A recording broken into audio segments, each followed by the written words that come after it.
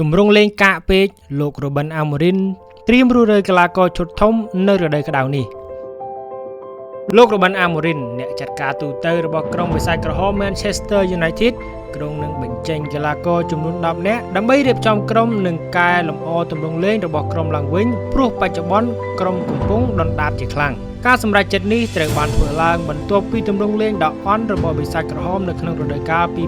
2024-2025 នេះដោយបិសាចក្រហមកំពុងស្ថិតនៅចំណាត់ថ្នាក់លេខ14នៅក្នុងតារាង English Premier League ការរុះរើដ៏ធំនេះគឺផ្ដោតលើការរៀបចំនៅតំបន់បម្រើនិងធ្វើឲ្យប្រសើរឡើងនៅដំណើរការទាំងមូលរបស់ក្រុមAmorim បានទទួលស្គាល់ថាការលេងរបស់ Man U នៅរដូវកាលនេះពិតជាមិនពេញចិត្តសម្រាប់អ្នកគាំទ្រនោះទេហើយគាត់បានសន្យាថានឹងកែលម្អវាឲ្យកាន់តែល្អនៅរដូវកាលក្រោយហើយសម្រាប់កីឡាករដែលបិសាចក្រហមត្រៀមវាយចេញនៅរដូវក្តៅនោះរួមមានកីឡាករ Tom Henton, Victor Lindelof, Johnny Evans, Christian Eriksen, Casemiro,